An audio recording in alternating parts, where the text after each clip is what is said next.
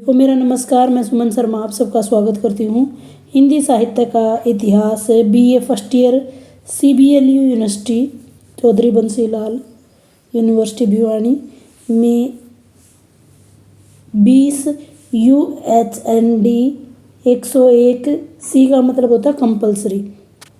इसमें से कई बार बच्चों के क्यूरी आई है कि क्या हम पढ़ें क्या छोड़ें। सिलेबस बहुत ही वास्ट है इसका।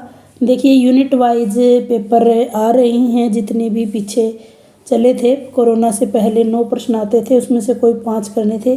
अब भी क्वेश्चन 5 ही करने हैं, लेकिन अब यूनिट वाइज आने लग गए हैं। तो आपको एक प्रश्न जो है वो अनिवार्य प्रश्न आएगा, जिसमें 8 ऑब्जेक्टिव टाइप क्वेश्चन पूछे जाएंगे, जो हर एक 2 नंबर का होगा। 16 प्रश्न 16 नंबर इस प्रकार से होंगे। बाकी 4 प्रश्न आपने तीनों जो 4 यूनिट दी गई हैं उनमें से करनी है। देखिए अगला जो पहली यूनिट की बात अगर करें तो आपको बांट करके चलना है, और इसको अगर आप कैटेगराइज करेंगे तो 2 क्वेश्चन इसमें बनते हैं। सबसे पहला आदिकाल का की परिस्थितियाँ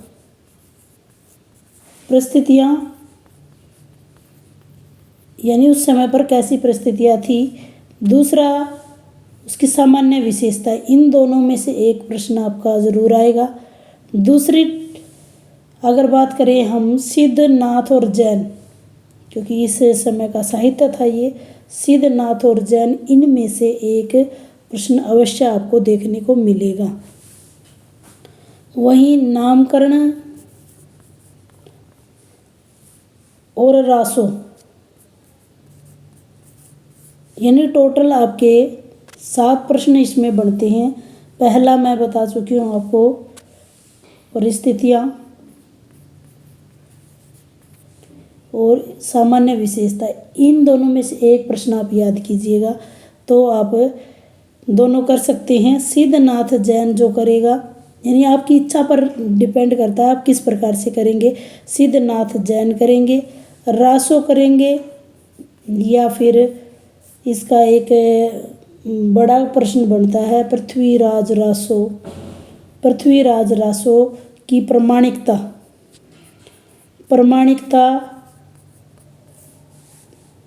को स्पष्ट करें, यानी कौन इसे प्रमाणिक मानता, कौन अर्ध प्रमाणिक मानता है और कौन अप्रमाणिक मानता है। इस प्रकार का प्रश्न है।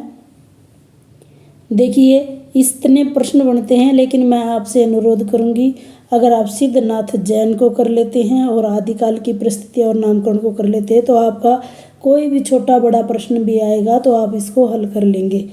ये डिपेंड आप पे करेगा। 2 चॉइस लेकर आप चलिए।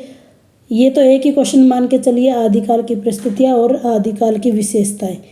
दूसरा सिद्ध, नाथ और जैन को कर लीजिए, आपका पहली यूनिट कवर हो जाएगी। दूसरा देखिए प्रश्न बनाने वाला वही बात, परिस्थितियाँ भक्ति काल की और सामान्य विशेषताएं, ये दोनों एक ही क्वेश्चन आप इसको मान के चलिए, ये इनमें से आ जाएगा। फिर निर्गुण संतों में से वो एक को पूछेगा और सगुण संतों में से एक को पूछेगा, तो कैटेगराइज कर लीजिए। कबीर, गुरु नानक देव और रविदास में से एक आएगा, और सूरदास, तुलसीदास, मीराबाई में से एक प्रश्न आएगा। इसमें और बहुत सारे प्रश्न पूछे जाते हैं कि भारत भक्ति काल को स्वर्ण युग क्यों कहा गया है, तो उसमें सारी विशेषताएं वाला प्रश्न डल जाएगा। और एक राम काव्य धारा और कृष्ण काव्य धारा पूछी जा सकती हैं। तो जो सूरदास और मीरा की जो विशेषताएं होंगी वो कृष्ण में, तुलसीदास की जो विशेषताएं होंगी वो आप राम काव्य धारा में डाल सकते हैं। कबीर, गुरु नानक देव और रविदास, इनको आप लगा सकते हो।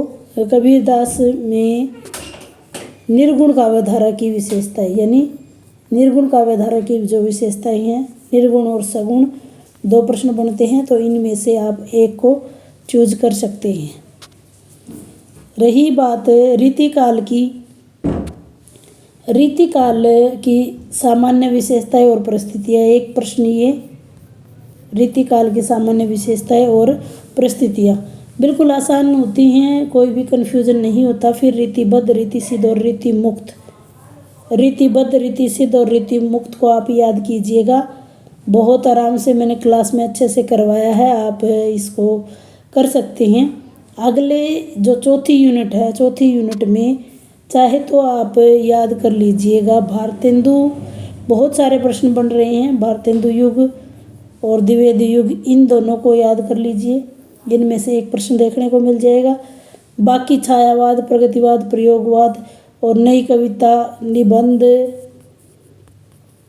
नाटक, कहानी, ये सारे के सारे पूरी की पूरी प्लेलिस्ट बनी हुई है हिंदी साहित्य का इतिहास, आप उसमें से देख सकते हैं।